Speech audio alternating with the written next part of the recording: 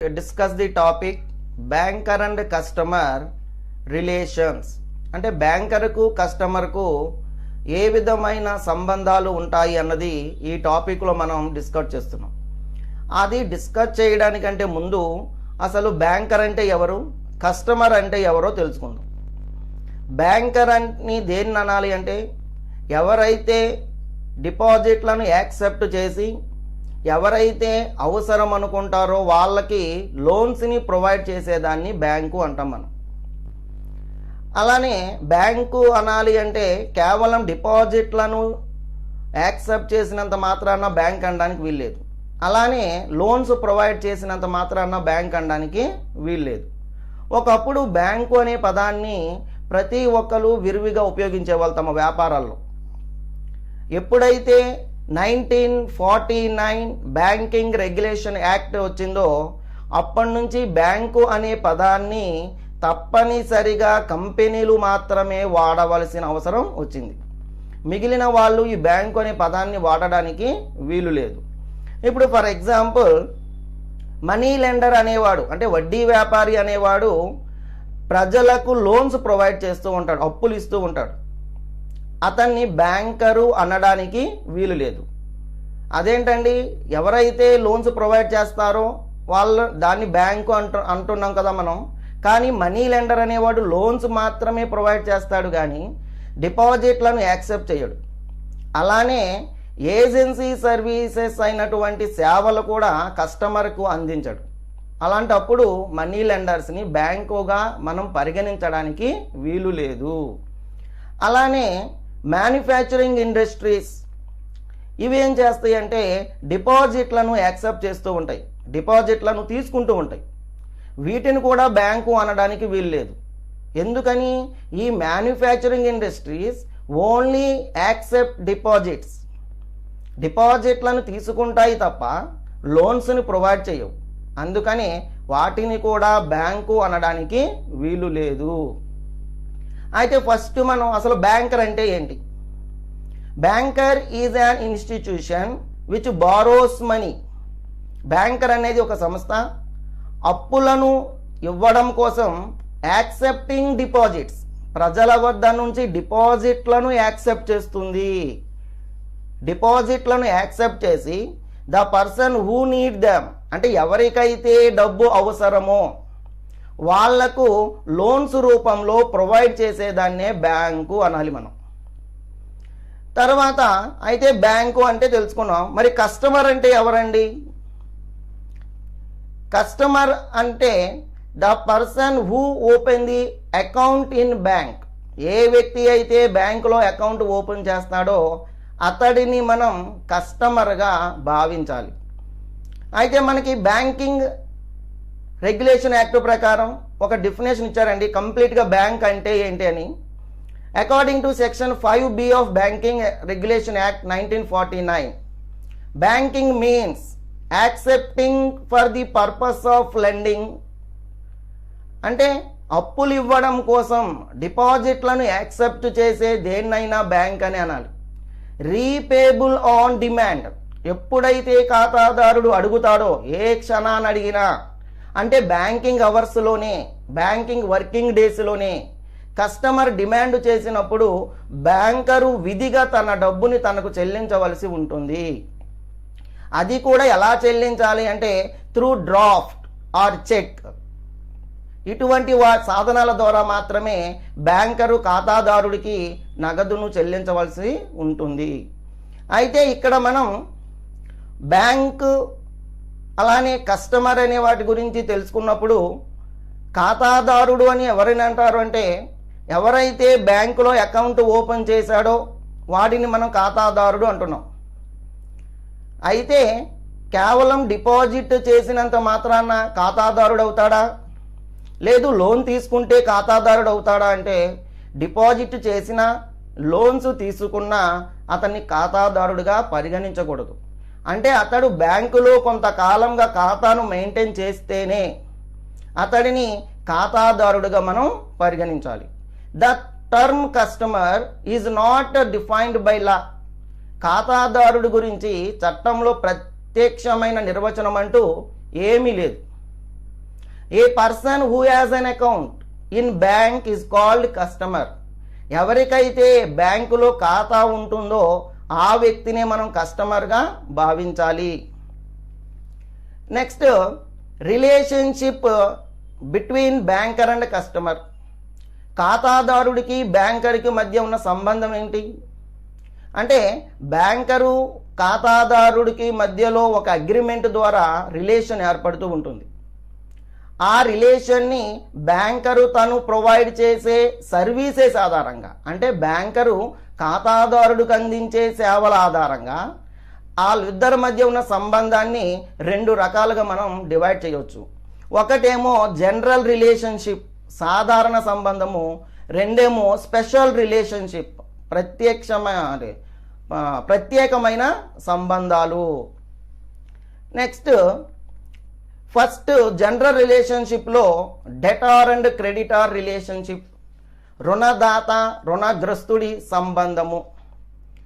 అయితే మనం బ్యాంకింగ్లో ఎవరు డెటారు ఎవరు క్రెడిటారు అనే దానికి కూడా బ్యాంకింగ్లో ఉండే కాంట్రాక్టు ప్రకారం బ్యాంకరు కస్టమరు చేసే పనులను బట్టి, అంటే అక్కడ ఉండే సిచ్యువేషన్ను బట్టి బ్యాంకరు క్రెడిటారా డెటారా, కస్టమరు క్రెడిటారా డెటారా అనేది నిర్ణయించడం జరుగుతుంది. ఫర్ ఎగ్జాంపుల్, ఏ అనే వ్యక్తి బ్యాంకులో డిపాజిట్ చేశాడు అనుకోండి. బ్యాంకులో డిపాజిట్ చేసినప్పుడు ఏ అనే వ్యక్తి బ్యాంకులో డిపాజిట్ చేశాడు కాబట్టి ఏ బ్యాంకుకి ఏమవుతాడు అంటే రుణదాత, క్రెడిటార్. ఇతడు ఎలాంటి క్రెడిటారు అంటే బ్యాంకు ఎసెట్స్ మీద ఏ విధమైన ఛార్జ్ చేయకుండా, బ్యాంకు ఆస్తుల మీద ఏ విధమైన ఛార్జ్ చేయకుండా, ఏ విధమైన సెక్యూరిటీని కోరకుండా ఏ అనే వ్యక్తి బ్యాంకులో నగదును డిపాజిట్ చేసినప్పుడు, బ్యాంకు దాన్ని యాక్సెప్ట్ చేసినప్పుడు బ్యాంక్ డెటార్ అవుతుంది. బ్యాంక్ డెటార్ అవుతుంది. ఏ అనే వ్యక్తి క్రెడిటార్ అవుతాడు. అలా కాకుండా బ్యాంకే ఏ అనే వ్యక్తికి లోన్ ప్రొవైడ్ చేసింది అనుకోండి, అప్పు ఇచ్చింది అనుకోండి. ఇలాంటి సందర్భాలలో బ్యాంక్ ఏమో క్రెడిటార్గా ట్రీట్ చేయబడుతుంది. ఏ అనే వ్యక్తి డెటార్ రుణగ్రస్తుడుగా ట్రీట్ చేయబడతాడు. ఇది బ్యాంకర్ అండ్ క్రెడిటార్ రిలేషన్షిప్. అయితే ఇక్కడ బ్యాంకర్ అనేవాడు లోన్ ఇచ్చినప్పుడు, అప్పు ఇచ్చినప్పుడు తప్పనిసరిగా సెక్యూరిటీని అడుగుతాడు. కస్టమర్ అనేవాడు ఏదో ఒక తన ఆస్తినో లేకపోతే బంగారమో లేకపోతే ల్యాండో ఏదో ఒక ఎసెట్ని బ్యాంకు వాడి దగ్గర సెక్యూరిటీ కింద ఉంచి లోన్ తీసుకోవడం జరుగుతుంది. ఇలా లోన్ తీసుకుంటున్నాడు కాబట్టి ఆ ఏదైతే ఎసెట్ మార్టిగేజ్ చేశాడో ఆ వ్యక్తిని సెక్యూర్డ్ క్రెడిటార్ అంటాడు. సెక్యూర్డ్ క్రెడిటార్ అంటే అతడు తీసుకున్న అప్పుకి సెక్యూరిటీ ఉంటుంది. ఇన్ కేస్ ఆ తీసుకున్న వ్యక్తి అప్పు చెల్లించని పక్షంలో, లోన్ పే చేయకపోతే బ్యాంకు వాడు ఆ ఎసెట్ని సేల్ చేసేవచ్చు. అందుకే దీన్ని డెటార్ అండ్ క్రెడిటార్ అంటే వాళ్ళు చేసే కార్యక్రమాల బట్టి, అంటే వాళ్ళ మధ్య ఉండే ట్రాన్సాక్షన్స్ను బట్టి బ్యాంకరు ఒక్కోసారి డెటార్ అవుతాడు, ఒక్కోసారి క్రెడిటార్ అవుతాడు. అలాగే కస్టమర్ కూడా ఒకసారి డెటార్ అవుతాడు, ఒక్కోసారి క్రెడిటార్గా ట్రీట్ చేయడం జరుగుతుంది. Bankers relation with customers is reversed as soon as customers account over drawn. అంటే బ్యాంకర్ అనేవాడు కస్టమర్ ఎప్పుడు అడిగితే అప్పుడు తన ఆస్తులను అవసరమే తాకట్టు పెట్టుకొని లోన్స్ ప్రొవైడ్ చేయడానికి కానీ, అలానే తనకి కావలసినప్పుడు తన చెక్కులను జారీ చేసినప్పుడు వాటిని యాక్సెప్ట్ చేయడం కానీ బ్యాంకు తప్పనిసరిగా చేయవలసిన అవసరం ఉంటుంది. మీకు మనం ఇందా చెప్పుకున్నాం, బ్యాంక్స్ అనేది లోన్స్ సెక్యూరిటీ లేకుండా ఇవ్వదు. ఏ బ్యాంక్ అయినా సరే లోన్స్ని గ్రాంట్ చేయాలి అంటే తప్పనిసరిగా ఎసెట్స్ని మార్టిగేజ్ చేయాల్సిందే, ఆస్తులను తాకట్టు పెట్టి అప్పులను తీసుకోవలసిందే. నెక్స్ట్ జనరల్ రిలేషన్షిప్, సాధారణ సంబంధాలకు వచ్చేసరికి demand for payment is necessary. అంటే ఖాతాదారుడు అడిగిన వెంటనే చెల్లింపు చేయవలసిన అవసరం బ్యాంకరు పైన ఉంది. ఇది సాధారణ సంబంధం. బ్యాంకులో కస్టమర్ అనేవాడు డిపాజిట్ చేస్తాడు, తనకి కావలసినప్పుడు డబ్బులు అడగవచ్చు. అయితే కస్టమర్ అడగకుండా banker need not to pay, అంటే బ్యాంకర్ తనంతటా తానుగా కస్టమర్ పర్మిషన్ లేకుండా, కస్టమర్ డిమాండ్ చేయకుండా తను డిపాజిట్ చేసిన అమౌంట్ని తిరిగి చెల్లించవలసిన అవసరం లేదు. కేవలం కస్టమర్ డిమాండ్ చేసినప్పుడు మాత్రమే ఆ అమౌంట్ పే చేయవలసిన అవసరం ఉంటుంది. అంటే ఇక్కడ ఇది కూడా ఒక ప్రాపర్ మేనర్లోనే జరగాలి. ఎలా పడితే అలాగా నీ డబ్బులు కస్టమర్ బ్యాంకులో వేసాడు కదా అని కస్టమర్ అడగకపోయినా పిలిచి అతని డబ్బులు అతనికి ఇస్తాను తీసుకో అనడానికి వీల్లేదు. కస్టమర్ అనేవాడు త్రూ చెక్ ద్వారానో డ్రాఫ్ట్ ద్వారానో మాత్రమే ఆ అమౌంట్ని డ్రా చేయగలగాలి. దాన్నే demand for payment is necessary అన్నాడు. కస్టమర్ అడిగినప్పుడు మాత్రం డబ్బును చెల్లించవలసిన బాధ్యత, రెస్పాన్సిబిలిటీ ఈ బ్యాంకరు మీద ఉంటుంది. అంటే ఇక్కడ customer the creditor must make demand. Customer అనేవాడు రుణదాత, క్రెడిటార్ డబ్బులు ఇచ్చాడు ఎవరికి? బ్యాంకుకి. బ్యాంకులో డబ్బులు డిపాజిట్ చేసుకున్నాడు అకౌంట్ ఓపెన్ చేసి.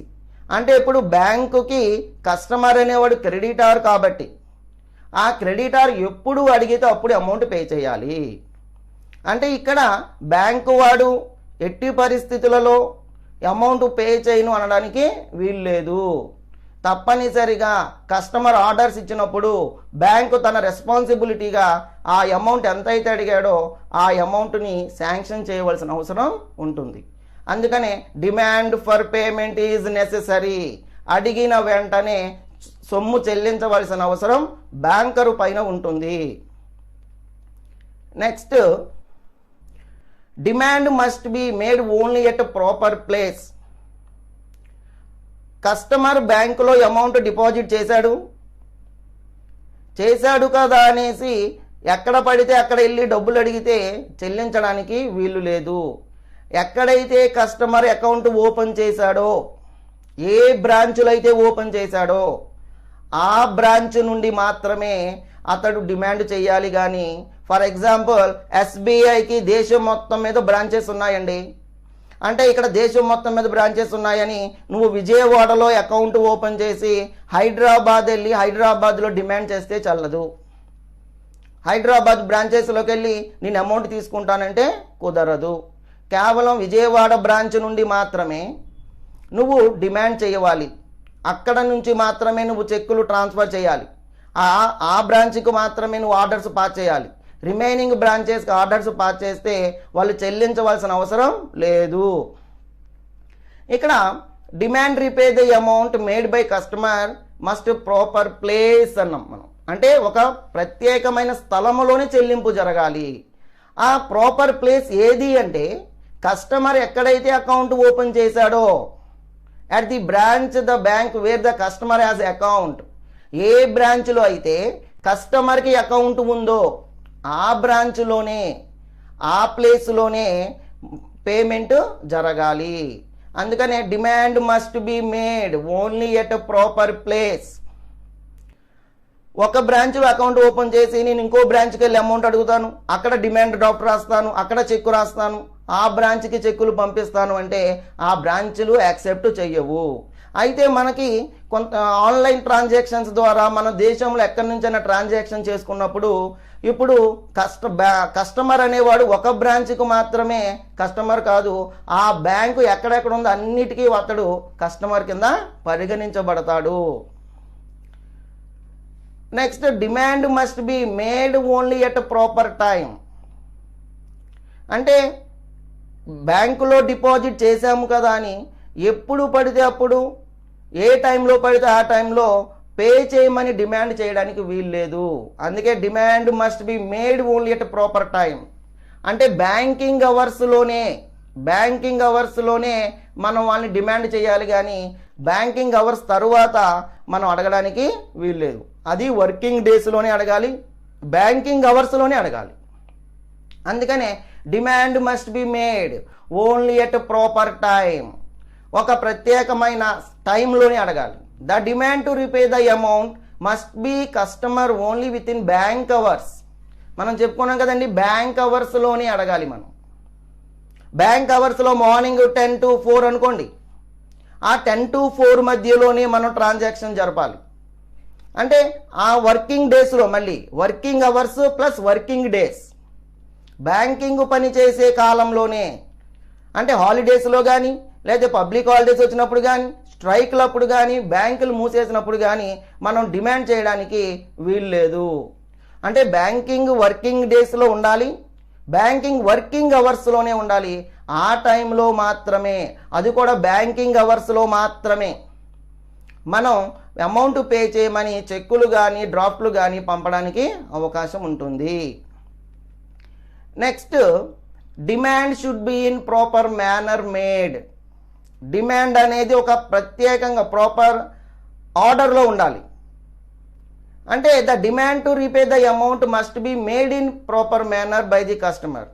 అంటే ఇక్కడ మనం చెప్పుకున్నాం, చెక్కు కానీ డ్రాఫ్ట్ కానీ ఈ విధ సాధనాల ద్వారానే మనం డిమాండ్ చేయాలి. అంటే ఓరల్ కమ్యూనికేషన్ కానీ ఓరల్ డిమాండ్ కానీ లేదంటే టెలిఫోన్ డిమాండ్ కానీ యాక్సెప్ట్ చేయడం జరగదు. ఇంట్లో కూర్చొని ఫోన్ చేసేసి బ్యాంక్ మేనేజర్కి నా అకౌంట్ నుంచి 1 లక్ష రూపాయలు పంపించండి, లేదంటే నా అకౌంట్ నుంచి మరో అకౌంట్కి 50,000 ట్రాన్స్ఫర్ చేయండి, ఇలాంటివన్నీ కూడా బ్యాంక్ యాక్సెప్ట్ చెయ్యదు. అంటే మనం బ్యాంక్ నుంచి అమౌంట్ డ్రా చేయాలి అంటే ఒక చెక్కో డ్రాఫ్టో ఏదో ఒకటి రాసి దాన్ని బ్యాంకుకు సబ్మిట్ చేస్తే బ్యాంకు వాడు వాటిని వెరిఫై చేసుకున్న తర్వాత వాడు సాటిస్ఫై అయితే దాన్ని సర్టిఫై చేసి తర్వాత దాన్ని యాక్సెప్ట్ చేయడం జరుగుతుంది. అంతేగాని జస్ట్ ఒక ఫోన్ కాల్ చేసేసి బ్యాంకులో అమౌంట్ ట్రాన్స్ఫర్ చేయండి అని కానీ లేకపోతే అమౌంట్స్ ఎవరికైనా పే చేయాలి ఉంటే పే చేయండి అని కానీ చెప్పడానికి వీలు లేదు. Next, trustee and beneficiary. ఇక్కడ ట్రస్టీ అంటే బ్యాంక్ అండి, బెనిఫిషియరీ అంటే కస్టమర్ అండి. అంటే బ్యాంకులో మనం డబ్బులు డిపాజిట్ చేసినంత మాత్రాన బ్యాంకు ట్రస్టీగా ఉండవలసిన అవసరం లేదు. బ్యాంకు బెయిలీ కాదు మనకి. మన డబ్బులకు అతడుకు ఏ బాధ్యత లేదు. మనం డబ్బులు వేసాం, అతడు అడిగినప్పుడు అమౌంట్ పే చేస్తాడు అంతే. అయితే కొన్నిసార్లు బ్యాంకు వారు ఏం చేస్తారంటే సెక్యూరిటీలను యాక్సెప్ట్ చేస్తారు. అలా సెక్యూరిటీలను యాక్సెప్ట్ చేసినప్పుడు ఆ సెక్యూరిటీలకు మాత్రం ఆ బ్యాంకర్ అనేవాడు ట్రస్టీగా ఉంటాడు, ధర్మకర్తగా ఉంటాడు. అంటే ఆ సెక్యూరిటీలను రక్షించే బాధ్యత అతనిదే. ఈ act as a trustee of his customer. ఆ సెక్యూరిటీలకు అంటే కస్టమర్ తరపున, అంటే ఖాతాదారుడి తరపున పూర్తి బాధ్యతను బ్యాంకే వహిస్తుంది. దాన్ని ట్రస్టీ అంటాం. అలానే a banker as a trustee retains money or other assets and perform for the benefit of his customer called beneficiary. అంటే బ్యాంకు కస్టమర్ యొక్క అసెట్స్కి కానీ కస్టమర్ యొక్క మనీకి కానీ ట్రస్టీగా ఉంటుంది. రక్షణాధికారి, భద్రతాధికారి ఇలా ఉండడం వలన ఎవరి ఆస్తులకైతే బ్యాంకు ఉందో ఆ కస్టమర్ని బెనిఫిషియరీ అంటాం. అంటే customer continue to the owner of the assets. ఏ ఆస్తులైతే బ్యాంకులో మనం సేఫ్గా దాచుకున్నామో ఆస్తులన్నిటికీ కస్టమరే ఓనర్ అవుతాడు. ఎందుకని అంటే మనం అసెట్స్ని మార్టిగేజ్ చేస్తే అప్పుడు దాని మీద రైట్స్ బ్యాంకుకు ఉంటాయి మనం లోన్ పే చేసేంత వరకు. కానీ ఇక్కడ మనం అసెట్స్ని మార్టిగేజ్ చేయడం లేదు. సెక్యూరిటీలు కానీ అలానే మనీ కానీ అసెట్స్ కానీ మనం జస్ట్ సేఫ్ సైడ్ కోసం అక్కడ దాచుకుంటున్నాం. బ్యాంకర్ మనకు ఫెసిలిటీ ప్రొవైడ్ చేశాడు కాబట్టి మనం మన ఆస్తులను రక్షించుకోవడం కోసం బ్యాంకు లాకర్ ఫెసిలిటీ వాడుకుంటున్నాం. అంటే ఇక్కడ బ్యాంకు లాకర్ ఫెసిలిటీ వాడుకుంటున్నాం కాబట్టి బ్యాంకర్ జస్ట్ ట్రస్టీ, ధర్మకర్త మాత్రమే. మన ఆస్తులను రక్షించే బాధ్యత అతనిదే. అయితే ఆస్తుల మీద పూర్తి అధికారాలు, ఓనర్షిప్ రైట్స్ అన్నీ కూడా బ్యాంక్ కస్టమర్కే ఉంటాయి. Next, principal and agent. యజమాని ప్రతినిధి సంబంధం. ఇక్కడ bank act as a agent. Bank అనేది ఏజెంట్ అండి, ఎందుకంటే మనకు అది ఏజెన్సీ సర్వీసెస్ ప్రొవైడ్ చేస్తుంది. అంటే కస్టమర్ తరపున బ్యాంకు అనేది బ్యాంకు పేడ్ ఇంట్రెస్ట్, అలానే collected dividend on behalf of the customer. ఖాతాదారు తరపున మనకి కావలసిన సేవలని చేస్తుంది. అలాగే చెక్ సెంట్ ఫర్ కలెక్షన్, వసూలు కోసం చెక్కులు బ్యాంకుకు పంపిస్తుంది.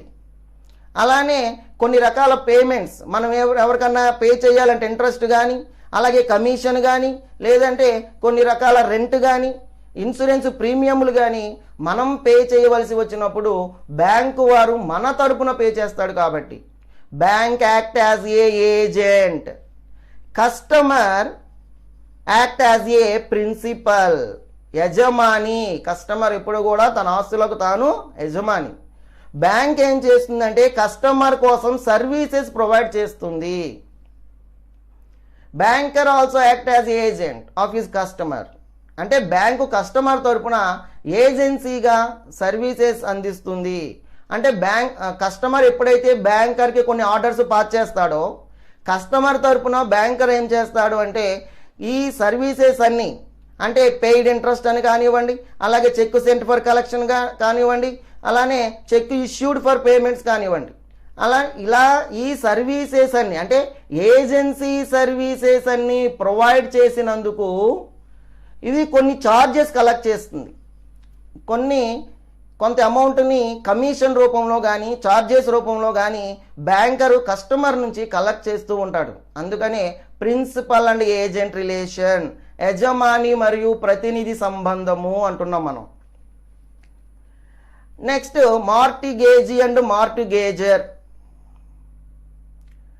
అంటే ఇక్కడ మార్టిగేజీ అండ్ మార్టిగేజర్ అంటే ఇమ్మూవబుల్ ప్రాపర్టీస్ని బ్యాంకులో మనం డిపాజిట్ చేసినప్పుడు ఆ ప్రాపర్టీని సేవ్ చేయవలసిన, లేదంటే దాన్ని సెక్యూరిటీగా పెట్టుకొని మనకి బ్యాంక్ లోన్స్ ప్రొవైడ్ చేస్తూ ఉంటాయి.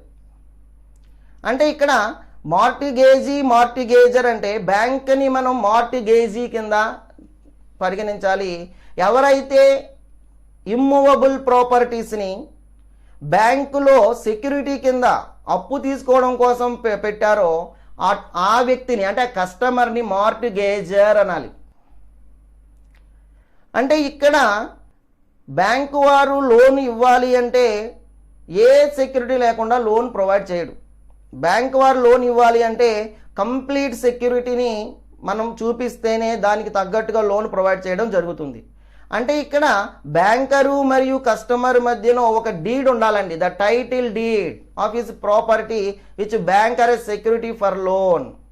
అంటే అప్పు కోరుకున్న వ్యక్తి బ్యాంకర్కు సెక్యూరిటీ కింద కొంత ఎసెట్స్ని చూపించాలి. దాన్నే మార్టిగేజీ అంటాం మనం. వీళ్ళిద్దరి మధ్య ఉండే రిలేషన్నే మార్టిగేజీ అండ్ మార్టిగేజర్. అంటే ఇక్కడ banker act as a mortgagee and customer becomes a mortgagor. Next lessor and lessee. Lessor and lessee. ఇక్కడ బ్యాంకర్కి కస్టమర్కి మధ్యలో lessor and lessee and relationship కూడా ఉంటుంది. అంటే ఇక్కడ కొన్ని వాల్యుబుల్ ఆర్టికల్స్ ఆర్ ఆర్నమెంట్స్, అంటే బంగారంకి సంబంధించి వెండి, బంగారం లాంటి వస్తువులకి లాకర్ ఫెసిలిటీ ప్రొవైడ్ చేసినప్పుడు, అంటే ఇంట్లో భద్రత లేనప్పుడు మనం బంగారాన్ని కానీ లేకపోతే వెండి కానీ ఇటువంటి వాటిని సేఫ్ సైడ్ కోసం, అంటే భద్రత కోసం మనం ఒక లాకర్ ఫెసిలిటీని బ్యాంకు వాళ్ళ దగ్గర నుంచి తీసుకోవడం జరుగుతుంది. ఇలా బ్యాంకు వాడు మనం ఏ ఆర్నమెంట్ అయితే లేకపోతే ఏ ఆర్టికల్స్ అయితే బ్యాంక్ యొక్క లాకర్లో సేవ్ చేసుకున్నామో వాటిని కంప్లీట్గా రక్షించవలసిన బాధ్యత, వాటికి భద్రతాధికారిగా బ్యాంకు ఉంటుంది. అందుకని ఇక్కడ bank customer as a lessor అన్నాడు, banker as a lessee, customer as a lessor. అంటే ఇప్పుడు మన ఆస్తి మనదే అయినప్పటికీ బ్యాంకు సేఫ్ లాకర్లో పెట్టినప్పుడు ఆటోమేటిక్గా బ్యాంకర్ ఏం చేస్తాడు అంటే దాన్ని రక్షించడానికి ఏ జాగ్రత్తలు తీసుకోవాలో ఆ ప్రికాషన్స్ అన్నీ కూడా బ్యాంకరే తీసుకుంటాడు. అందుకనే banker act as a lessee, customer as a lessor అంటున్నాం మనం. ఇక్కడ కంప్లీట్ రెస్పాన్సిబిలిటీ బ్యాంకర్దే. ఎందుకంటే మన గూడ్స్ అన్నిటిని ఒక లాకర్ ఇచ్చి ఆ లాకర్లో సేవ్ చేసినప్పుడు ఆటోమేటిక్గా బ్యాంకు వాడు లాక్ వేస్తాడు, కస్టమర్ దగ్గర ఒక లాక్ ఉంటుంది. అంటే ఇప్పుడు ఇన్ కేస్ అవేమి మిస్ అయినాయి అనుకోండి, పోయినాయి అనుకోండి, కంప్లీట్ రెస్పాన్సిబిలిటీ ఎవరిది అంటే బ్యాంకరే వహించాలి. దానికి పూర్తి కాంపెన్సేషన్ కస్టమర్కి బ్యాంకరే పే చేయవలసిన అవసరం ఉంటుంది. అందుకని వీళ్ళిద్దరి మధ్యన ఉండే general relation lessor and lessee అంటున్నాం మనం. Next, special relationship between banker and customer. బ్యాంకర్కు ఖాతాదారుడికి మధ్యన స్పెషల్ రిలేషన్, ప్రత్యేకమైన సంబంధాలు. అంటే ఇవి మళ్ళీ రెండు రకాలుగా డివైడ్ చేశారు. Obligations of banker, rights of a banker. అంటే బ్యాంకర్ అనేవాడు తప్పనిసరిగా చేయవలసినవి కొన్ని పనులు ఉంటాయండి, బ్యాంకర్కి కొన్ని హక్కులు కూడా ఉంటాయండి. ఈ రెండింటిని కలిపి మనం స్పెషల్ రిలేషన్ అంటున్నాం. ఇందులో ఫస్ట్ వన్ వచ్చేసరికి ఆబ్లిగేషన్స్ టు బ్యాంకర్. బ్యాంకర్కు తప్పనిసరిగా చేయవలసినవి ఏంటిది? Negotiable instrument impose following special obligation. అంటే అన్యాక్రాంత పత్రాల చట్టాల ప్రకారం కొన్ని ప్రత్యేకమైన ఆబ్లిగేషన్స్, తప్పనిసరిగా ఈ పని బ్యాంకర్ చేయాల్సిన అవసరం ఉంటుంది. అటువంటి వాటిని ఆబ్లిగేషన్స్ ఆఫ్ ఏ బ్యాంకర్ అంటారు. Obligations to honour the customer's cheque. Banker తప్పనిసరిగా ఖాతాదారుడు ఏ చెక్కు అయితే ఇచ్చాడో ఆ చెక్కుని ఆనర్ చేయవలసిన అవసరం ఉంది. అంటే బ్యాంకరు తప్పనిసరిగా ఎందుకు చేయాలి అంటే, ఎందుకంటే కస్టమరు బ్యాంకులో అకౌంట్ ఓపెన్ చేసి అతని అకౌంట్లో సఫిషియెంట్ బ్యాలెన్స్ ఉన్నప్పుడు, అంటే ఎప్పుడు పడితే అప్పుడు కస్టమర్ చెక్కుని రిజెక్ట్ చేయడానికి వీల్లేదు. దానికి స్పెసిఫిక్ గ్రౌండ్స్ ఉండాలి, కొన్ని కారణాలు ఉండాలి. ఆ కారణాల వల్ల ఆ చెక్కు డిజానర్ చేయడానికి అవకాశం ఉంటుంది. కానీ కస్టమర్ అకౌంట్లో కంప్లీట్ ఫండ్స్ ఉండి కస్టమర్కి ఏ విధమైన సమస్యలు లేనప్పుడు, లేదంటే బ్యాంక్ వారు ఏ విధమైన ప్రాబ్లమ్స్ క్రియేట్ చేయకుండా ఆ చెక్కుని ఆనర్ చేయవలసిన అవసరం ఉంటుంది. ఇక్కడ bank has an obligation to honour customer's cheque and when they are presented as a long sufficient fund are available as credit in customers account. అంటే ఫండ్స్ అన్నవి అవైలబుల్గా ఉన్నప్పుడు, అంటే ఫర్ ఎగ్జాంపుల్ కస్టమర్ 10,000 రూపాయలు చెక్కుని కలెక్షన్ కోసం బ్యాంకుకు పంపాడు అనుకుందాం మనం. ఇలాంటప్పుడు కస్టమర్ అకౌంట్లో 12,000 రూపాయలు ఉన్నాయి అనుకుందాం. అంటే కస్టమర్కి కావాల్సింది కేవలం 10,000 రూపాయలు మాత్రమే, కానీ అతని అకౌంట్లో 12,000 రూపాయలు ఉన్నాయి. ఇలాంటి సందర్భాలలో బ్యాంకు వారు ఆ చెక్కుని ఆనర్ చేయాల్సిందే. ఆ చెక్కు చెల్లదు అని వెనక్కి పంపడానికి వీలు లేదు. Next, this obligation arise to implied situations. అంటే రెండు పరిస్థితులలో బ్యాంకర్ అనేవాడు ఆలోచన చేయాలి. The banker should repay the borrowed fund whenever the customer demands in the writing the branch where he holds the current account. అంటే ఖాతాదారుడు ఏ బ్రాంచ్లో అకౌంట్ కలిగి ఉన్నాడో ఆ బ్రాంచ్కి మాత్రమే అతడు చెక్కు ట్రాన్స్ఫర్ చేయాలి. చెక్కు సెంట్ ఫర్ కలెక్షన్, ఆ బ్రాంచ్కే చెక్కుని సెండ్ చేయాలి. అటువంటి పరిస్థితులలో తప్పనిసరిగా బ్యాంక్ వారు ఆ చెక్కుని యాక్సెప్ట్ చేయాలి. అలానే ఇక్కడ బ్యాంక్ వాడు ఏం చేయాలి అంటే, రీజనబుల్ గ్రౌండ్స్ లేకుండా, అంటే చెక్కుకు సంబంధించి ఏ విధమైన సమస్యలు లేకపోతే చెక్కుని తప్పనిసరిగా ఆనర్ చేయాల్సిందే, డిజానర్ చేయడానికి వీలు లేదు. Next, there are sufficient funds of the customers in hand. అంటే ఖాతాదారుడిని ఖాతాలో సరిపోయినన్ని నిధులు ఉన్నప్పుడు ఆ చెక్కుని అతడు డిజానర్ చేయడానికి వీలు లేదు. కస్టమర్ చెక్కుని, అంటే ఇక్కడ కస్టమర్ అనేవాడు more than one account of check, a bank obligation to pay check to subject to amount available the deposit account. కస్టమర్కి 2 అకౌంట్స్ ఉన్నాయి, అయితే అతడి ఒక అకౌంట్లోనే బ్యాలెన్స్ ఉందనుకోండి, అప్పుడు కూడా తప్పనిసరిగా బ్యాంకు వారు ఏం చేయాలంటే ఆ చెక్కుని యాక్సెప్ట్ చేయాలి. The obligation of a bank to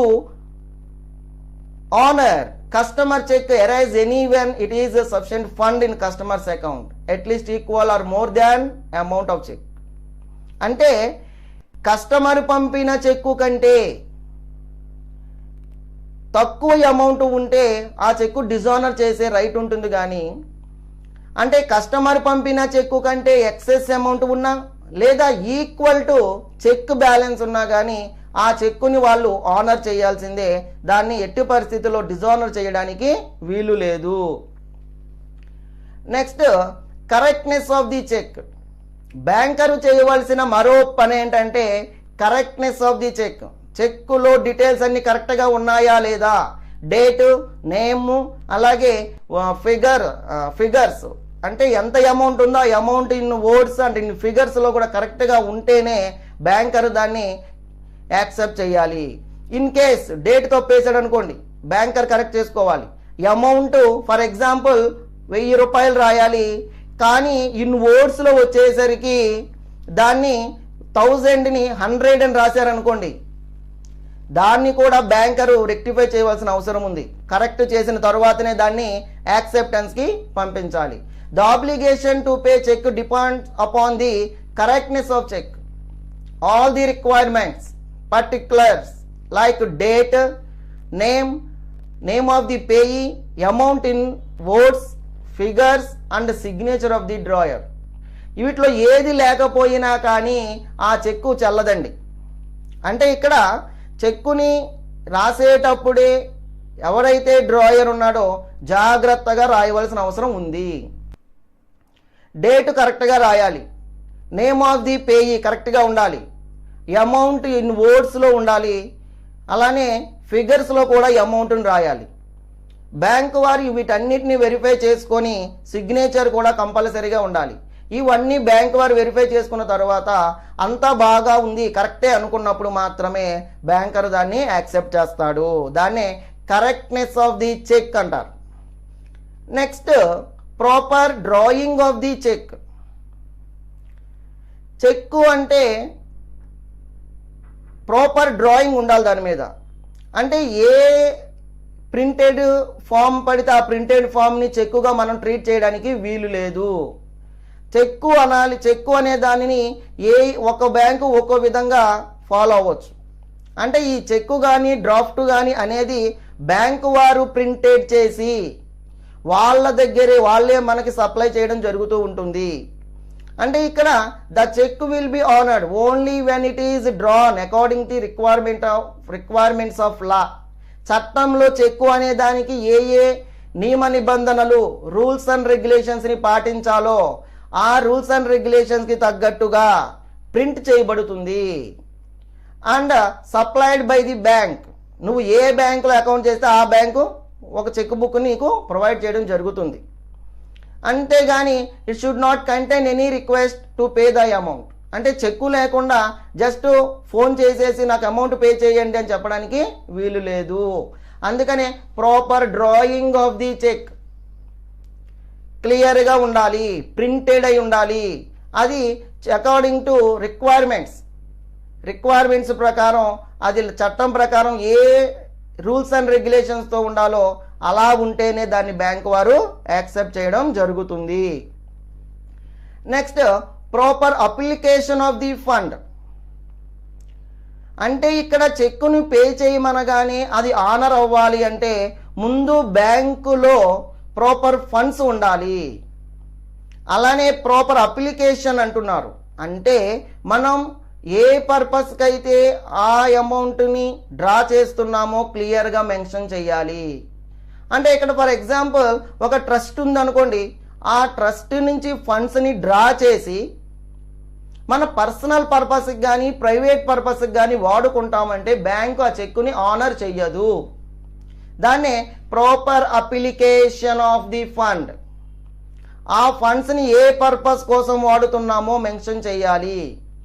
మనం ఒక ట్రస్ట్ కోసం ఫండ్స్ని మనం విత్డ్రా చేసినప్పుడు ఆ ఫండ్స్ని ఆ ట్రస్ట్ పర్పస్కే వాడవలసిన అవసరం ఉంటుంది. అంతేగాని ఆ చెక్ మీద అమౌంట్ డ్రా చేసుకొని మన పర్సనల్ పర్పస్కి వాడుకుంటామంటే బ్యాంకు ఆ చెక్కుల్ని ఆనర్ చేసే అవకాశం లేదు. నెక్స్ట్ ప్రాపర్ ప్రజెంటేషన్ ఉండాలండి. అంటే చెక్కు అనేది ఎప్పుడు పడితే అప్పుడు ఒక టైము పద్ధతి లేకుండా చెక్కులు ఇష్యూ చేసే కానీ బ్యాంకు దాన్ని యాక్సెప్ట్ చేయవలసిన అవసరం లేదు. అంటే ఇక్కడ చెక్కు ఆనర్ అవ్వాలి అంటే అక్కడ బ్యాంకు ఏ టైంలో పనిచేస్తుందో అంటే బ్యాంకింగ్ అవర్స్లో మాత్రమే మనం చెక్కుని ప్రజెంట్ చేయడం చేయాలి. మనకు నచ్చినప్పుడు బ్యాంక్ అవర్స్కి ముందు కానీ బ్యాంక్ అవర్స్ తర్వాత కానీ బ్యాంకులకు వెళ్ళామనుకోండి అక్కడ ఎవరు ఉండరు. అంటే చెక్కు ప్రజెంట్ అయిన తర్వాత 6 నెలల కాలం లోపు మనం చెక్కుని డ్రా చేసుకోవచ్చు. అయితే ఈ 6 నెలల కాలాన్ని తర్వాత 3 నెలలకు కుదించడం జరిగింది. ఇక్కడ ప్రాపర్ ప్రజెంటేషన్ బ్యాంకింగ్ అవర్స్లోనే జరగాలి. అలాగే బ్యాంకింగ్ టైమింగ్స్ ఉంటాయి, ఆ టైమింగ్స్లోనే జరగాలి. Working days of the bank, హాలిడేస్లోను సండేసో లేదా బంద్ ఉన్నప్పుడు ఇలాంటి టైంలో వెళ్ళి నేను ప్రజెంట్ చేసుకోండి అంటే యాక్సెప్ట్ చేయరు. అంటే ఓన్లీ బ్యాంక్ చెక్ ఎప్పుడు ప్రజెంట్ చేస్తుంది అంటే బ్యాంకింగ్ అవర్స్లో మాత్రమే ప్రజెంట్ చేస్తుంది. అంటే డేట్ ఆఫ్ ఇష్యూ ఎప్పుడైతే చెక్ ఇష్యూ చేశారో అప్పటి నుంచి 6 నెలల కాలంలోపు ఆ చెక్ ఎప్పుడైనా ప్రజెంట్ చేసుకోవచ్చు మనం. అయితే తర్వాత టయాన్ని 6 మంత్స్ నుంచి 3 మంత్స్కి తగ్గించడం జరిగింది. ఒకప్పుడు 6 నెలల కాలం ఉండేది, తర్వాత దాన్ని 3 మంత్స్కి తగ్గించడం జరిగింది. Next reasonable time for collection అన్నాడు. A customer cannot impose on the bank condition that bank should pay the cheque blindly when they are draw against cheque sent for collection before they are collected. అంటే ఇక్కడ బ్లైండ్గా ఏ చెక్కులు అయితే వస్తున్నాయో ఆ చెక్కుల్ని bank accept చేసేసి వాటిని పాస్ చేయడం జరగదు. అంటే గుడ్డిగా బ్యాంకు ఈ చెక్కు ఇచ్చిన తర్వాత డేటు అలాగే సిగ్నేచర్ అలానే అమౌంట్ రూపీస్ అలానే ఫిగర్స్ ఇన్ అమౌంట్ అలానే ఇన్వోయిస్ ఇవన్నీ కూడా బ్యాంక్ వాడు వెరిఫై చేసుకున్న తర్వాతే, అలానే రీజనబుల్ టైం బ్యాంకింగ్ అవర్స్లోనే, అలానే మనం రీజనబుల్ ప్లేస్ ఎక్కడైతే అకౌంట్ ఓపెన్ చేసామో అక్కడ మాత్రమే ఆ చెక్కులను కలెక్ట్ చేయడం కోసం అయితే సెంట్ ఫర్ కలెక్షన్ అప్పుడు మాత్రమే పంపించాలి. కానీ మనకు నచ్చినప్పుడు నచ్చిన బ్రాంచ్కి చెక్కులను పంపిస్తే బ్యాంకులు యాక్సెప్ట్ చేయవలసిన అవసరం ఏమీ లేదు. Next existence of legal bar. అంటే న్యాయపరమైన సమస్యలు లేనప్పుడు చెక్కులను మనం ఇష్యూ చేయడం జరుగుతూ ఉంటుంది. అయితే ఇక్కడ బాకీదారుడు ఎవరైతే ఉన్నాడో అంటే క్రెడిటార్, రుణగ్రస్తుడు డబ్బులు చెల్లించలేదు అని కోర్టు ద్వారా ఆర్డర్స్ తీసుకొచ్చినప్పుడు ఆర్డర్స్ బ్యాంకు వారికి ప్రొడ్యూస్ చేసినప్పుడు బ్యాంకు వారు అతని ఖాతాలను స్తంభింప చేయవచ్చును. అంటే ఏ అనే వ్యక్తి బి అనే వ్యక్తికి 10,000 రూపాయలు అప్పిచ్చాడు అనుకోండి. అంటే బి అనే వ్యక్తికి బ్యాంకులో అకౌంట్ ఉంది.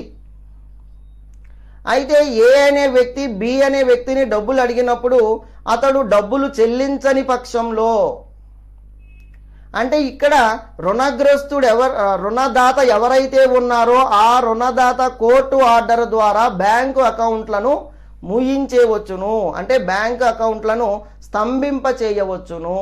దాన్ని ఎగ్జిస్టెన్స్ ఆఫ్ లా బార్ అంటారు. Legal bar killed garnish order. అంటే ఈ గార్నిష్ ఆర్డర్ను అటాచ్ చేసి కస్టమర్ అకౌంట్ని తాత్కాలికంగా ఆపేసే హక్కు ఈ లీగల్ బార్కి ఉంటుంది. Next bankers obligation to maintenance secrecy of accounts. Banker తప్పనిసరిగా చేయవలసింది ఇంకోటి ఏంటంటే ఖాతాదారుడికి సంబంధించిన సీక్రెసీని మెయింటైన్ చేయాలి. ఎవరికి ఆ ఖాతాదారుకి సంబంధించిన విషయాలు బ్యాంక్ అకౌంట్స్కి సంబంధించి ఎస్పెషలీ ఎవరికి చెప్పడానికి వీలు లేదు. అంటే బ్యాంక్ ఏం చేయాలి అంటే గవర్నమెంట్లు అడిగినప్పుడు, కోర్టులు అడిగినప్పుడు మాత్రమే అతని అకౌంట్ని ఓపెన్ చేస్తుంది, బయట వాళ్ళకి చెప్తుంది. లేదంటే ఎవరికి చెప్పవలసిన అవసరం లేదు. అంటే బ్యాంకు అకౌంట్ ఓపెన్ చేసిన టైమే కాకుండా కస్టమర్ అనేవాడు అకౌంట్ క్లోజ్ చేసిన తరువాత కూడా, అకౌంట్ క్లోజ్ అయిన తరువాత కూడా ఆ డీటెయిల్స్ ఎవరికి బ్యాంకు చెప్పదు. అయితే కొన్ని సందర్భాలలో బ్యాంకు తప్పనిసరిగా కస్టమర్ యొక్క అకౌంట్ డీటెయిల్స్ ఇవ్వాల్సిన అవసరం ఉంటుంది. ఎప్పుడెప్పుడు ఇవ్వాలి అంటే ఎప్పుడైతే బ్యాంకరు కోర్టు ద్వారా ఆర్డర్స్ వచ్చాయో అప్పుడు బ్యాంకు వారు ఇన్ఫర్మేషన్ ఇవ్వాల్సిన అవసరం ఉంది. అలానే బ్యాంకింగ్ రెగ్యులేషన్ యాక్ట్ 1949 ప్రకారం రిజర్వ్ బ్యాంకు ప్రతి 10 సంవత్సరాలకు ఒకసారి అన్ని బ్యాంకులను వాళ్ళ దగ్గర ఉన్న కస్టమర్స్ యొక్క ఇన్ఫర్మేషన్ని పంపించమని అడుగుతుంది. అప్పుడు తప్పనిసరిగా బ్యాంకులు ఆ ఇన్ఫర్మేషన్ని పంపించి తీరాలి. అలానే తరువాత భారతదేశంలో గిఫ్ట్ డీడ్ యాక్ట్ కింద, అంటే ఎవరికి ఎంత అమౌంట్ గిఫ్ట్లు ఇస్తున్నారు, ఏ వస్తువుల్ని గిఫ్ట్ల రూపంలో పాస్ చేస్తున్నారు తెలుసుకోవాల్సి వచ్చినప్పుడు కూడా బ్యాంకరు తప్పనిసరిగా కస్టమర్ అకౌంట్ నెంబరు ఇవ్వాలి, కస్టమర్ డీటెయిల్స్ ఇవ్వాలి. అలానే ఇండియన్ పెనల్ ప్రొసీజర్ ప్రకారం కూడా అతడు ఏదన్నా నేరస్తుడా, డబ్బులు ఏమన్నా అక్రమంగా సంపాదిస్తున్నాడా, ఇలాంటి విషయాలప్పుడు కూడా బ్యాంకరు కస్టమర్ డీటెయిల్స్ ఇవ్వాలి. అలానే కొన్నిసార్లు జాయింట్ కంపెనీ బిజినెస్లు చేసినప్పుడు కూడా బ్యాంకు వారు ఆ డైరెక్టర్స్ యొక్క అకౌంట్స్ని ఇవ్వాల్సిన అవసరం ఉంటుంది. అంటే ఇది కొన్ని ప్రత్యేక సందర్భాలు తప్ప మిగిలిన సందర్భాలలో ఎవరికి బ్యాంక్ అకౌంట్స్ని సబ్మిట్ చేయవలసిన అవసరం లేదు. బ్యాంకులో ఖాతాదారుడు ఖాతా ఓపెన్ చేసి కొంతకాలం రన్ చేసి తరువాత అతడు ఖాతాను ముగించిన తరువాత కూడా అతని అకౌంట్కి సేఫ్టీ ఉంటుంది బ్యాంకులో. అంటే ఇక్కడ గవర్నమెంట్ అఫీషియల్స్ మాత్రమే ఇన్ఫర్మేషన్ పాస్ చేయడం జరుగుతుంది. అంటే ఇక్కడ కస్టమర్ ఏ ట్రాన్సాక్షన్స్ ఎఫ్ఐఆర్ చేస్తున్నాడు ఇవన్నీ కూడా బ్యాంకుకి అనవసరం. ఎందుకంటే బ్యాంకుని అతడు నమ్మి డబ్బులు దానిలో డిపాజిట్ చేస్తున్నాడు కాబట్టి అతడు తప్పనిసరిగా కస్టమర్ యొక్క ఇన్ఫర్మేషన్ని రక్షించాలి. కాబట్టి ఏ ఇన్ఫర్మేషన్ని డిస్క్లోజ్ చేయదు, ఎవరికి మూడో వ్యక్తికి అసలు ఇన్ఫర్మేషన్ పాస్ చేయడం జరగదు, థర్డ్ పార్టీకి ఇన్ఫర్మేషన్ ఇవ్వదు. నెక్స్ట్ రైట్ ఆఫ్ బ్యాంకర్కున్న హక్కులు ఏంటి? ఇందులో ఫస్ట్గా మనం చెప్పేది లీన్ రైట్ అంటాం. లీను హక్కు. లీన్ రైట్ అంటే ఖాతాదారుడు బ్యాంకులో ఏవైనా ఆస్తులను మార్టిగేజ్ చేసి అంటే తాకట్టు పెట్టుకొని అప్పులు తీసుకున్నప్పుడు అతడు మొత్తం అప్పు చెల్లించిన తరువాతనే ఆస్తులను తిరిగి అతనికి ఇవ్వడం జరుగుతుంది. దీన్నే మనం లీన్ అంటాం. అంటే ఆ రుణగ్రస్తుడు డెటార్ మొత్తం లోన్స్ని పే చేసిన తరువాత మాత్రమే ఆస్తి అతనికి ఇవ్వడం జరుగుతుంది. అప్పటి వరకు ఆస్తి మొత్తం కూడా బ్యాంక్ యొక్క కంట్రోల్లోనే ఉంటాయి. Lean is A simple right to possess property. అంటే ఫర్ ఎగ్జాంపుల్ ఏ అనే వ్యక్తి ఒక బ్యాంకులో నుండి 20,000 రూపాయలు అప్పు చేశాడండి. అతడు అప్పు 20,000 రూపాయల లోన్కి అతడు ఏం చేశాడు అంటే తన ప్రాపర్టీలో ఉన్న ఒక బిల్డింగ్ని మార్టిగేజ్ కింద చేశాడండి. అంటే ఇప్పుడు బ్యాంకు వాడికి ఏ అనే వ్యక్తి కొంత అమౌంట్ పే చేశాడు, ఒక 10,000 రూపీస్ పే చేశాడు అనుకుందాం. మిగిలిన 10,000 రూపీస్కి అతడు సగభాగాన్ని ఇవ్వండి అంటే ఇవ్వడానికి వీల్లేదు.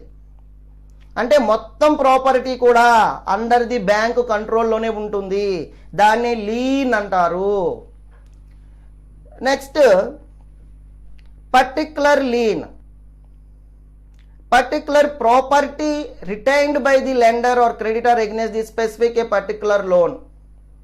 అంటే ఇక్కడ the particular property will be retained until the particular debt is cleared by the debtor.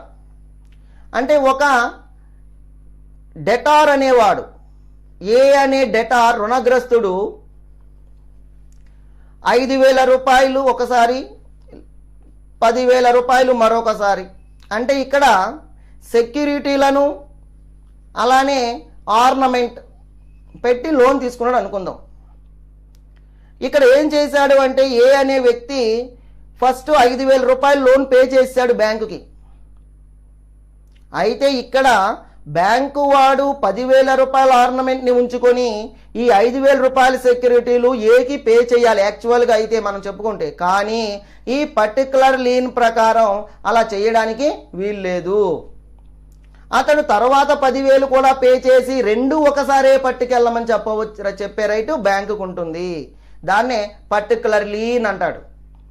ఇక్కడ ఎవరైతే లోన్ తీసుకున్నాడో ఆ లోన్ మొత్తం క్లియర్ చేయబడిన తరువాతనే, ఆ లోన్ మొత్తం చెల్లించిన తరువాతనే అతడికి ఆ మొత్తం ప్రాపర్టీ, అతడు 2 రకాల ప్రాపర్టీస్ లోన్ చేశాడు కదా, సెక్యూరిటీస్ పెట్టాడు, ఆర్నమెంట్ పెట్టాడు. అంటే ఇప్పుడు ఇక్కడ ఈ 5,000 రూపాయలు పే చేశాను కదండి, ఈ సెక్యూరిటీ వరకు నాకు ఇచ్చేయండి అంటే ఇవ్వడం జరగదు. ఆ 10,000 రూపాయలు కూడా పే చేసి రెండు ఒకసారి పట్టుకెళ్ళు అని బ్యాంకు వాళ్ళు అనవచ్చును. Next general lien. General lien is a right of the banker to retain all the property of debtor till the sum due to the bank are recovered. In the absence of any agreement to the contra, banker may retain the goods and securities bail to him as security for general balance account. అంటే ఇక్కడ ఏదైతే loan తీసుకున్నాడో డెటారు ఆ loan మొత్తం pay చేయగానే ఆ property అతనికి transfer చేయడం జరుగుతుంది. Next right to set of. Right to set of అంటే ఇక్కడ ఒకే వ్యక్తి 2 అంతకంటే ఎక్కువ అకౌంట్స్ మెయింటైన్ చేసినప్పుడు ఆ బ్యాంక్ వారు ఏం చేస్తారంటే ఆ 2 అకౌంట్స్ని కలిపేదాన్ని సెట్ ఆఫ్ అంటాం మనం. అంటే is a right to adjust the accounts of one against the other between the debtor and creditor to determine the net balance due to either debtor or creditor. ఇక్కడ 2 పార్టీల మధ్య, అంటే ఒక వ్యక్తి ఒకే బ్యాంకులో 2 అకౌంట్స్ ఓపెన్ చేశాడు అనుకుందాం. అంటే ఒక బ్యాంకులోనేమో for example overdraft facility ఉండే అకౌంట్ ఓపెన్ చేశాడు, అదే బ్యాంకులో మరో బ్రాంచ్లో మరో అకౌంట్ ఓపెన్ చేశాడండి. అయితే ఇక్కడ ఓవర్ డ్రాఫ్ట్ ఫెసిలిటీస్ని వాడుకొని ఫర్ ఎగ్జాంపుల్ ఇతడు 10,000 రూపాయలు ఓవర్ డ్రాఫ్ట్ ఫెసిలిటీ వాడేసుకున్నాడు బ్యాంకులో నుంచి. ఈ నార్మల్ అకౌంట్లో 15,000 రూపాయల అమౌంట్ ఉంది, ఇది క్రెడిట్లో ఉంది, ఇది డెబిట్లో ఉంది బ్యాలెన్స్. అంటే ఇది ఓవర్ డ్రాఫ్ట్ కింద ఖాతాదారుడు వాడుకున్నాడు. అతడు తర్వాత మరో బ్రాంచ్లో అకౌంట్ ఓపెన్ చేసి అతని అకౌంట్లో 15,000 రూపాయలు క్రెడిట్ బ్యాలెన్స్ ఉంది. ఇలాంటి సందర్భాలలో బ్యాంకు వారు ఏం చేస్తారు అంటే ఈ 2 అకౌంట్స్ని కలిపేసి దాన్నే సెట్ ఆఫ్, రెండింటిని కలిపేయడం జరుగుతూ ఉంటుంది. అయితే ఇక్కడ ఫర్ ఎగ్జాంపుల్ కస్టమర్ అనేవాడు తన అకౌంట్లో 15,000 రూపాయలు ఉన్నాయి అనుకొని బ్యాంకు వారికి చెక్కులు ఏమన్నా సెంట్ ఫర్ కలెక్షన్ చేస్తే బ్యాంకు వారు ఆ చెక్కుల్ని ఆనర్ చేయవలసిన అవసరం లేదు.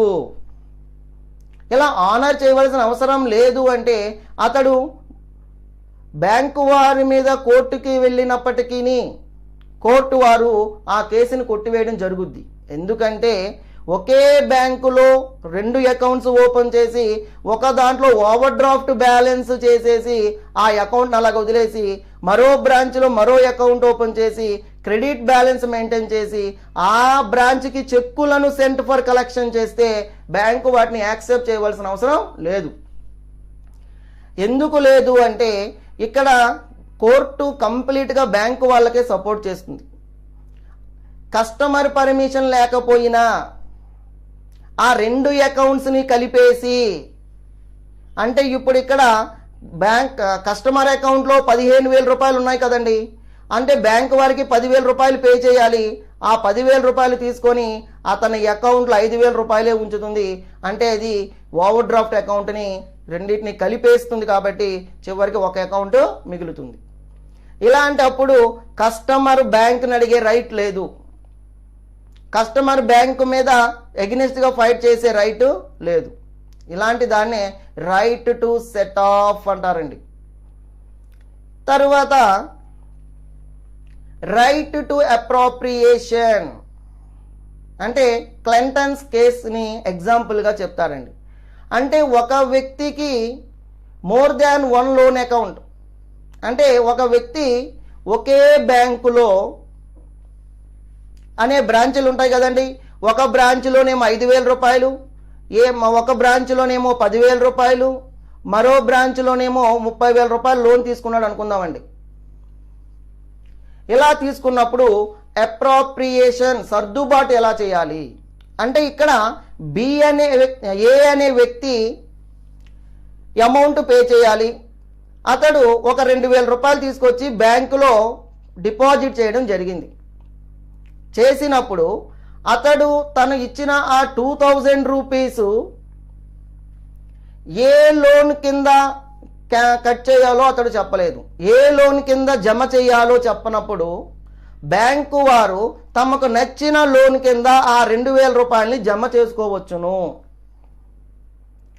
అదేంటండి వాడు క్లియర్గా చెప్పలేదు కదా, బ్యాంకు వాడు ఎక్కువ అమౌంట్ ఉంది కాబట్టి 30,000 కింద రాసుకోవచ్చుగా అంటే అది బ్యాంకు వాళ్ళ ఇష్టం. ఎందుకని ఆ కస్టమర్ క్లియర్గా మెన్షన్ చేయనప్పుడు, అంటే 5,000 రూపాయల లోన్ కింద జమ చేయాలా, 10,000 రూపాయల లోన్ కింద జమ చేయాలా, 30,000 లోన్ కింద జమ చేయాలా అన్నది ఆ కస్టమర్ అనేవాడు క్లియర్గా చెప్పనప్పుడు బ్యాంకు వాడు ఏ లోన్ కిందనైనా ఆ 2,000 రూపాయలని జమ చేసుకోవచ్చును.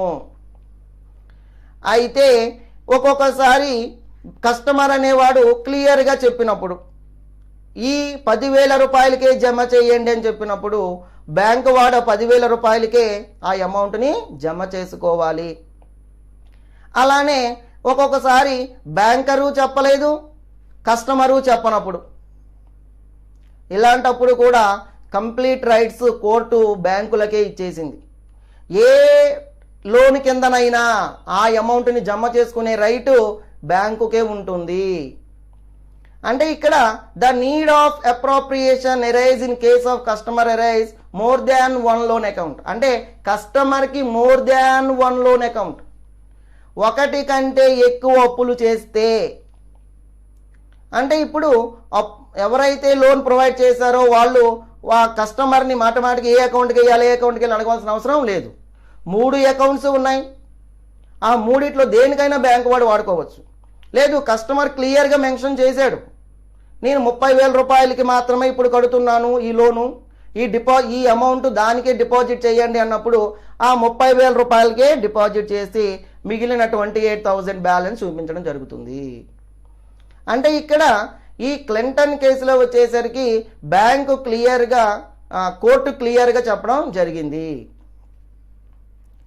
Next, the general rule is that the debtor as the first choice, he can appropriate the funds according their Dzire.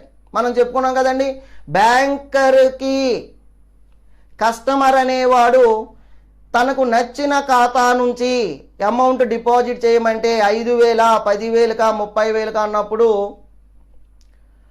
Customer Dzire అతడికి ఇష్టం ప్రకారం 5,000 కంటే 5,000కి 5,000లో నుంచి డిపాజిట్ చేయాలి, లోన్కి జమ చేసుకోవాలి.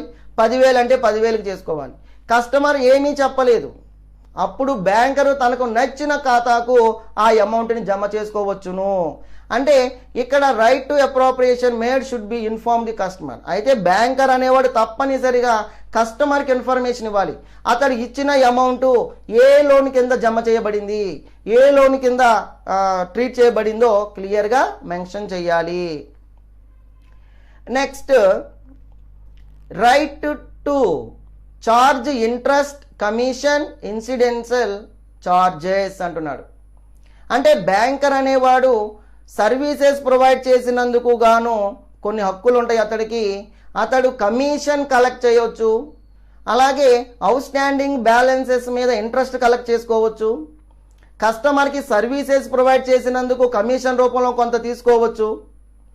అలానే అనుషంగిక సేవల కోసం అంటే సేఫ్ కస్టడీకి లాకర్ ఫెసిలిటీస్కి కానివ్వండి, ట్రావెలర్ చెక్కులకు కానివ్వండి, ఏటీఎం ఫెసిలిటీస్ కానివ్వండి, ఇలా అన్ని రకాల ఖర్చులకి కూడా బ్యాంకరు కస్టమర్ దగ్గర నుంచి కొన్ని రకాల ఛార్జెస్ని వసూలు చేసే అవకాశం ఉంటుంది.